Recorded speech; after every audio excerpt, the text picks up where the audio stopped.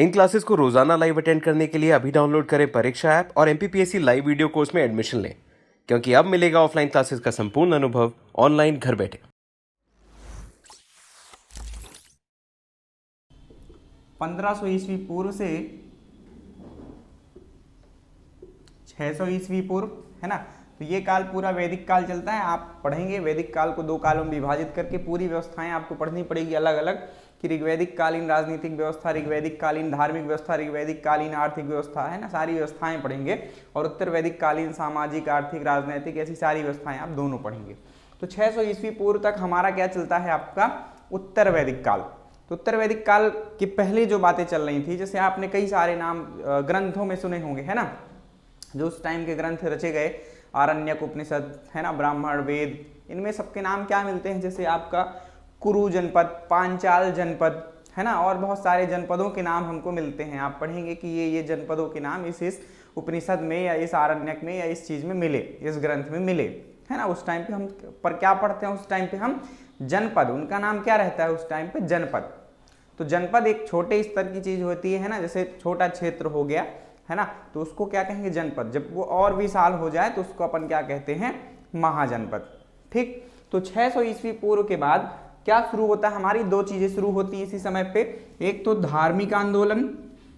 तो उत्तर वैदिक काल के बाद हम 2 व्यवस्थाएं पढ़ते हैं, धार्मिक आंदोलन। धार्मिक आंदोलन में हम जो धर्मों का उदय हुआ था उस टाइम पे, उनके बारे में पढ़ते हैं। मुख्यतः 2 ही धर्म हम पीएससी के लिए पढ़ते हैं, एक तो बौद्ध धर्म और एक जैन धर्म।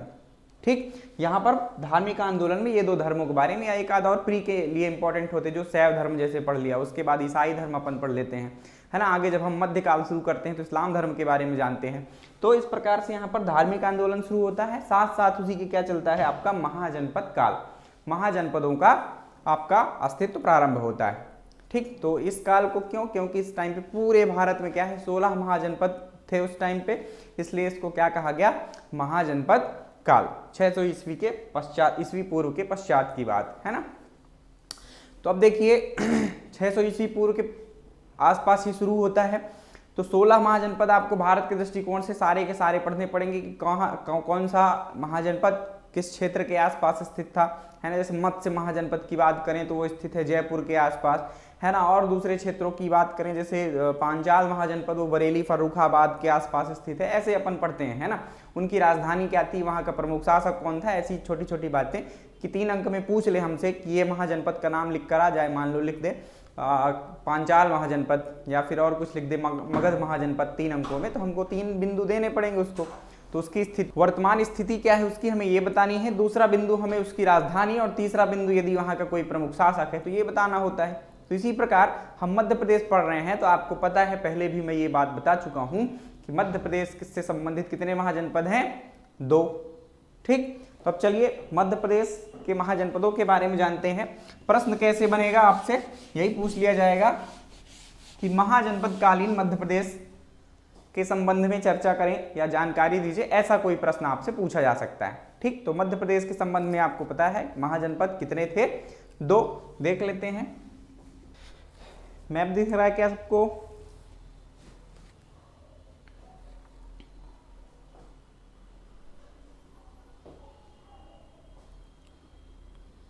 ठीक, मैप दिख रहा है। चलिए, तो एक महाजनपद आपको बताया था मैंने, अवंती, और दूसरा बताया था आपको चेदी। ठीक है, ये आपको वैसे जानकारी मिल गई होगी, नोट्स आपको भेज दिए थे, सबको मिल गए होंगे। उसमें लिखा है आप एक बार पढ़ के आया करें। अब मैं ऐसा ही किया करूंगा कि आपको नोट्स पहले दे दिया करूंगा, ताकि आप पढ़ के आएँ और आपका कॉन्सेप्ट जल्दी क्लियर हो, है ना। क्योंकि हम चीज़ें यदि पढ़ के आते हैं, पढ़ने का तरीका भी यही है, यदि आप क्लास लेते हैं तो बहुत अच्छा तरीका होता है कि हम क्या करें, जो अगले टॉपिक पढ़ाए जाने वाले हों क्लास में, हम उसके बारे में, हमारे पास यदि डेटा नहीं है तो किसी पुस्तक से पढ़ सकते हैं, तो किसी पुस्तक का इस्तेमाल करके हम पढ़ लें, तो जब हम क्लास में जाते हैं तो हमारे जो अवधारणाएं होती हैं वो जल्दी क्लियर हो जाती हैं। ठीक है, यदि हम पढ़ के नहीं आते, नए नए सुनते हैं, तो और थोड़ा सा कई बार हमारा ध्यान भी भंग हो जाता है क्लास में पढ़ते पढ़ते, तो एक आध चीज़ें छूट गई और क्या हो गया, आपसे वो कॉन्सेप्ट छूट गया। तो आप पहले से ही पढ़ के आया करें, तो आपको मज़ा भी आएगी क्लास में, इंटरेस्ट भी बना रहता है कि अरे ये तो मुझे आता है। इस तरह से आपका क्लास में इंटरेस्ट बना रहता है और आपको अच्छा लगता है। बोर नहीं होते कुल मिला के। तो चलिए चर्चा कर लेते हैं दो महाजनपद अवंती और चेदी। अवंती में क्या बताना है हमें, आप और डिटेल में पढ़ेंगे कहाँ भारत के इतिहास में। मैं अपने काम की बातें बता देता हूँ, पूछ लिया जाएगा आपसे 3 अंकों में तो कितना लिखना है। तो अवंती महाजनपद के बारे में आप क्या बताएंगे कि ये स्थित कहाँ था, तो स्थित मालवा क्षेत्र में था, आपको पता है ना, ये पूरा मालवा रीजन है, ये आपका अवंती महाजनपद कहलाता था। ठीक, इसकी राजधानी क्या थी, तो राजधानी थी आपकी, ये 2 भागों में विभाजित था, विंध्य पर्वत श्रेणी के कारण क्या है इसे 2 भागों में विभाजित किया गया था। एक इसकी राजधानी थी उत्तरी अवंती कह लें उस क्षेत्र को, उत्तरी अवंती की राजधानी क्या थी आपकी, यहां पर लिख लेते हैं, एक राजधानी आपकी क्या है उज्जैनी,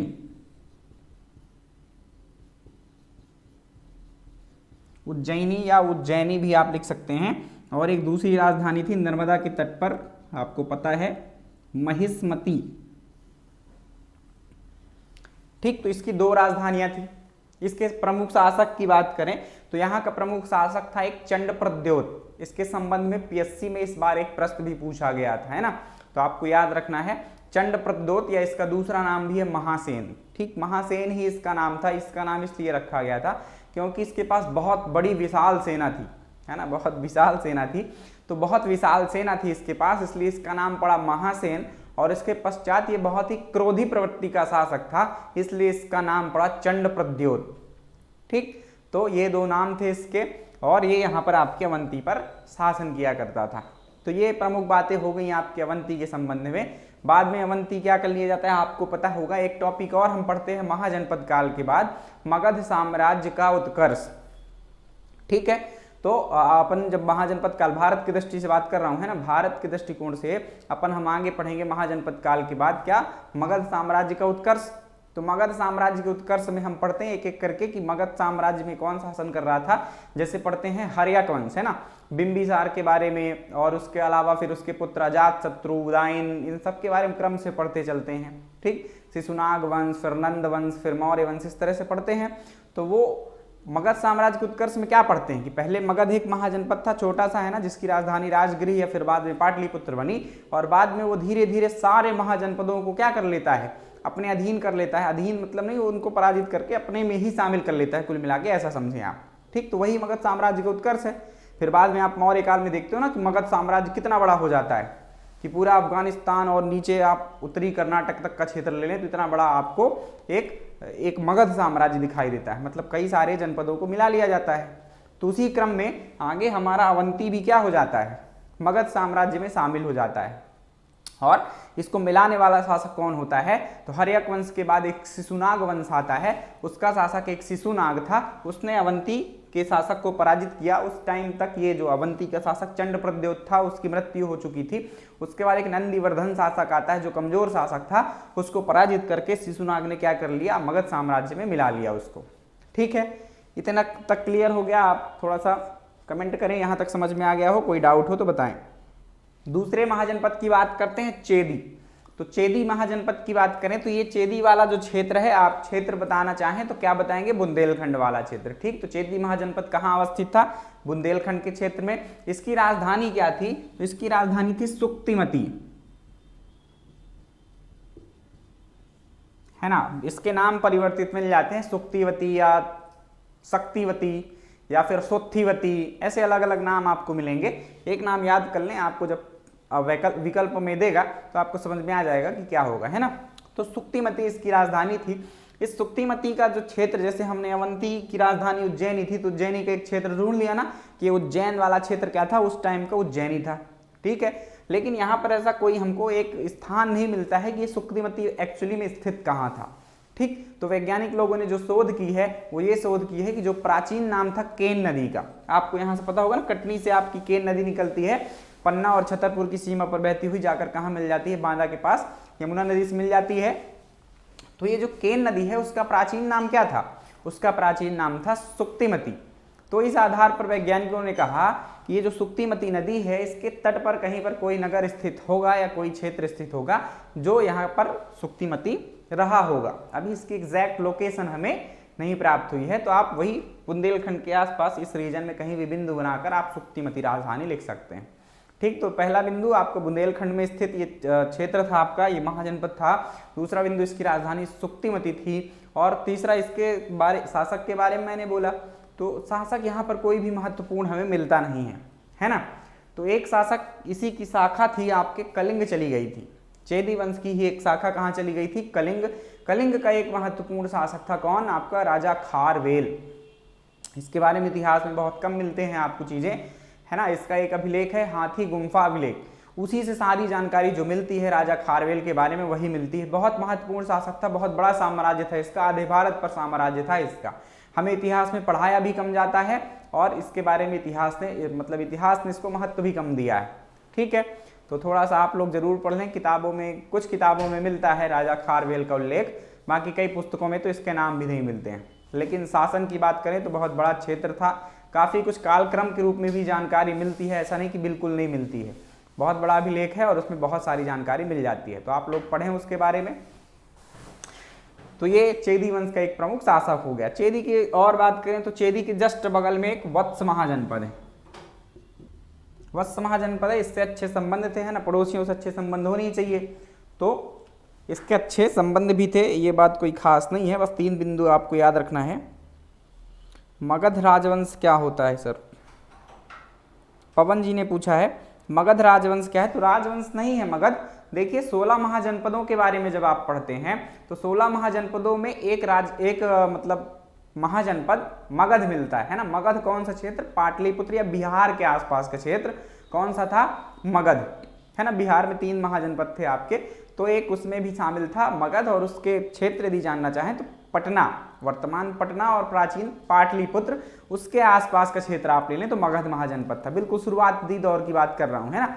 बाद में वही मगध जनपद का उत्कर्ष हुआ, उत्कर्ष मतलब उसका विकास हुआ, उसकी वृद्धि हुई। तो उसकी वृद्धि में क्या हुआ, आपका एक बिंबिसार शासक था, बिंबिसार ने उसकी शुरुआत करी, है ना। बगल में उसके एक अंग महाजनपद था, कर्ण जहां का था, आपने सुना होगा ना, कर्ण महाभारत वाला कर्ण, उसको अंग देश दे दिया था ना, तो वही वाला महाजनपद था आपका अंग। उससे शुरुआत करी थी आपके राजा बिंबिसार ने और अंत हुआ था आपके कलिंग युद्ध से। तो कलिंग युद्ध के पश्चात ही मगध साम्राज्य का उत्कर्ष समाप्त हुआ था, ठीक है। तो ऐसी कहानी है, धीरे धीरे मतलब सारे महाजनपद किसमें शामिल हो जाते हैं, आपके मगध में। तो ये है मगध आपका महाजनपद, आप भारत के इतिहास में पढ़ेंगे। चलिए, सोनम जी ने पूछा एक बार और बता दीजिए, तो फटाफट बता देता हूं मैं आपको। कैसे आप लोग इतने अच्छे तो बताया मैंने, आपको समझ में नहीं आया, बताइए। आपके याद रखना मध्य प्रदेश के संबंध में कि 2 महाजनपद थे, एक अवंती महाजनपद, दूसरा चेदी महाजनपद। अवंती के बारे में जानकारी की बात करें तो इसका क्षेत्र जो था तो वो मालवा क्षेत्र था।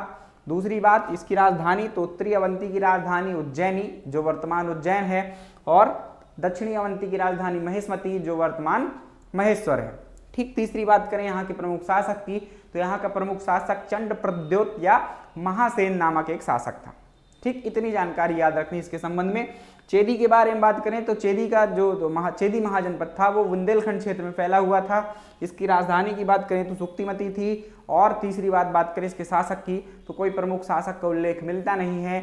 यदि इसी वंश में आगे जाएं हम तो आपको इसकी एक शाखा कलिंग चली जाती है, वहां का एक बहुत फेमस शासक था राजा खारवेल, ठीक।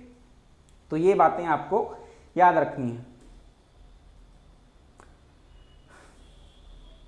आगे चलकर चेदी को भी किसमें, वही मगध साम्राज्य का उत्कर्ष जो बताया ना मैंने अभी, तो मगध में ही आगे चलकर चेदी को भी मिला लिया जाता है। तो चलिए आगे बढ़ते हैं अब। तो मगध और चेदी आपको समझ में आ गया होगा। अरुण जी ने कहा ये प्री के लिए है, तो प्री के लिए बस नहीं है, मैं आपको बताया ना दोनों चीजें पढ़ा रहा हूं साथ में। तो आपका प्री और मेंस आप इस तरह अलग ना करें जब आप एमपीपीएससी की तैयारी करें। आपके एमपीपीएससी में क्या पूछ लिया जाता है, आप यदि जनगणना के आंकड़े पढ़ते हैं तो आपसे ये पूछ लिया जाता है कि सर्वाधिक जनसंख्या वाले जिलों के नाम बताइए, आपसे ऐसा भी प्रश्न पूछा जाता है। तो ये तो प्री के लिए है, हम याद करते हैं जो जनगणना के आंकड़े, तो प्री के लिए ना कि सबसे ज्यादा जनसंख्या वाला जिला या क्षेत्रफल वाला जिला, लेकिन मुख्य परीक्षा में भी पूछ लिया जाता है। तो आपसे 1 लाइनर फैक्ट भी पूछे जाते हैं मुख्य परीक्षा में 3 अंकों के, जिसमें बहुत अच्छा आपको अंक मिल जाते हैं। यदि एक उत्तर पूछ लिया, किसी की सन पूछ लिया, किसी का डेट पूछ लिया, है ना, या पूछ लिया कि मगध महाजनपद काल में मध्य प्रदेश में कितने जनपद स्थित थे, बता दिया आपने संख्या 2 और नाम लिख दिया, आपको 3 अंक पूरे मिल गए। इस तरह से प्रश्न आते हैं।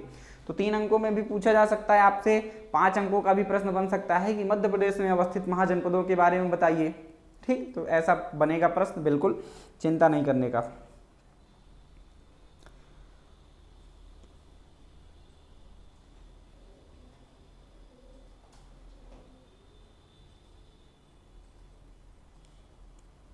दीपक जी ने प्रश्न पूछा है, जनपदों का निर्माण कैसे होता है।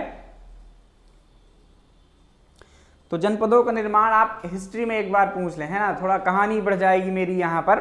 कैसे कैसे, वही एक शॉर्ट बता देता हूँ मैं आपको शॉर्ट में कि जनपद या महाजनपद कैसे बने। आपको एक छोटी सी कहानी, कैसे मानव प्राचीन काल आपने पढ़ा, मतलब सॉरी पाषाण काल आपने पढ़ा, मानव कैसे रहता था, पहले खानाबदोश जीवन व्यतीत करता था। उसके पश्चात क्या हुआ, मध्यकाल आया, तो मध्यकाल में थोड़ा सा एक साथ कुछ लोग समूह में रहने लगे, और बाद में आपको नवपाषाण काल आया जिसमें उन्होंने क्या बनाई, बस्तियां भी बना ली, है ना, कि आसपास नदी के किनारे एक क्षेत्र है, झोपड़ी मिट्टी और पत्थर की बना ली और उसमें रहने लगे। परिवारवाद की और समाज की अवधारणा उस टाइम अस्तित्व में आई। तो यहीं से कहानी शुरू होती है हमारी कि पहले क्या होते थे, परिवार होता था, परिवार के बाद एक समाज की अवधारणा बनी, लोग समाज में रहने लगे, बहुत सारे घर बन गए, है ना, घर बन गए तो अब क्या है, लोग तो रहते जंगल में ही थे, तो उनको क्या होता था, खतरा हुआ करता था। कैसे खतरा होता था, जानवर आ जाते थे ना उनके, वो जो व्यक्ति होता था, कोई पुरुष एक परिवार में, वो कहाँ चला गया शिकार करने, कोई शेर आया और परिवार के बच्चों को खा गया या महिलाओं को खा गया, तो ऐसी दिक्कत होती थी। तो ये जनपदों की अवधारणा कैसे आई कि उस टाइम पे फिर उनने क्या किया कि एक व्यक्ति को नियुक्त किया कि भाई एक काम करते हैं अपन, क्या कि एक व्यक्ति को इधर इस पूरे क्षेत्र में रख देते हैं जो क्या करेगा, इसकी रक्षा करेगा इस इलाके की, ठीक। तो ऐसे एक व्यक्ति को चयन किया गया। उस व्यक्ति जिसको चयनित किया गया वो कहता है कि भाई मैं शिकार करने कब जाऊंगा, मुझे कब समय मिलेगा, मेरे बच्चे परिवार क्या खाएंगे। तो उनको क्या कहा गया, लोगों ने कहा कि चलो ठीक है, तुम हमारे यहाँ की रक्षा करो। जो बहुत बलशाली होता था, है ना, उस व्यक्ति को रखा जाता था। तो उन्होंने कहा लोगों ने कि चलो हम थोड़ा थोड़ा हिस्सा अपना आपको दे दिया करेंगे इस क्षेत्र की रक्षा के लिए, आपको कुछ नहीं करना है, बस हमारे क्षेत्र की रक्षा करना है, बहुत बलशाली हो आप, आपके पास औजार भी हैं, तो आप इसकी रक्षा करो। तो इस प्रकार से एक व्यक्ति एक छोटे से सीमित क्षेत्र की रक्षा करने लगा। अब जब वो व्यक्ति छोटे से सीमित क्षेत्र की रक्षा करने लगा तो क्या हुआ कि थोड़ा सा आगे और बढ़ते जाते हैं, हमारा विकास ही हो रहा है तो क्षेत्र और बड़ा होगा। तो क्या एक व्यक्ति का संभाल पाना पॉसिबल है क्या? जब क्षेत्र बड़ा हो जाएगा, जनसंख्या बढ़ जाएगी, तो उस व्यक्ति के बस में नहीं रहेगा। तो व्यक्ति क्या बोलेगा लोगों से कि भाई मुझे 2-4 लोग और रखने पड़ेंगे और आपको उनको भी खाना वाना देना पड़ेगा, है ना, उनके भी परिवार के लिए देखना पड़ेगा। तो थोड़ा सा आपको अपना जो शिकार लाते हो, खाना लाते हो, चीज़ें देते हो, वो उसको बढ़ाना पड़ेगा। तो उस व्यक्ति ने क्या किया, धीरे धीरे अपने लोगों की संख्या भी बढ़ा ली, है ना, एक प्रमुख व्यक्ति हो गया और अपने आसपास लोग भी रख लिए कि तुम इधर का इलाका देखो, तुम इधर का इलाका देखो। ऐसा कॉन्सेप्ट हुआ। धीरे धीरे क्या बन गया कि मान लो शक्तिशाली बहुत सारे लोग उसने रख लिए, एक क्षेत्र की रक्षा करने लगा।